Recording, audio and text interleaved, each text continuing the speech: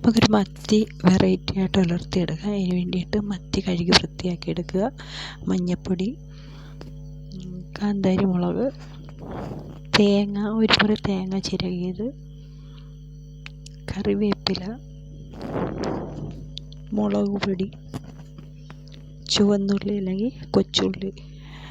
മത്തി കഴുകി വൃത്തിയാക്കിയതിനോട്ട് ഉപ്പും മഞ്ഞൾപ്പൊടി ഒഴിച്ച് വെള്ളം ഒഴിച്ച് വേവിക്കുക. അതിനുശേഷം അത് മുള്ള് മാറ്റിയിട്ട് മാംസം മാത്രമായിട്ട് എടുത്ത് വയ്ക്കണം.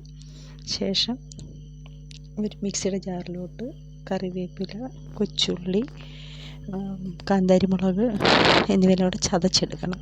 ചതച്ചെടുത്തിട്ട് തിരുമ്മി വെച്ചേക്കുന്ന തേങ്ങയ്ക്കകത്തോട്ട് 1 ടീസ്പൂൺ മുളക് പൊടി, 1 ടീസ്പൂൺ മഞ്ഞൾപ്പൊടി, ഇത്രയും കൂടി ഇട്ടിട്ട് ആ ഒരു മത്തി മുള്ള് മാറ്റി വെച്ചേക്കുന്ന മത്തിയും കൂടെ നല്ലതുപോലെ ഞെരടി ചേർക്കണം. എന്ന് വെച്ചാൽ നല്ലതുപോലെ പൊടിയത്തക്ക രീതിയിൽ ഈ അരപ്പെല്ലാം കൂടെ അതിൽ മിക്സ് ആവത്തക്ക രീതിയിൽ നല്ലതുപോലെ ഞെരടി ചേർക്കണം. ശേഷം ചട്ടി അടുപ്പിൽ വെച്ച് 1.5 സ്പൂൺ വെളിച്ചെണ്ണ ഒഴിച്ച് ശകലം ഉലുവ ഇട്ട് പൊട്ടിച്ച് കടുക് കൂടി ഇട്ടതിന് ശേഷം കടുകും കറിവേപ്പിലയും കൂടി ഇട്ടതിന് ശേഷം ഈ പുരട്ടി വെച്ചേക്കുന്ന മത്തിയുടെ ആ ഒരു മസാലയും മത്തി മിക്സ് ചെയ്ത് വെച്ചേക്കുന്ന എല്ലാം കൂടെ ഇട്ട് നല്ലതുപോലെ ചിക്കിത്തോത്തി വെള്ളം ഒഴിക്കാതെ അടച്ചു വെച്ച്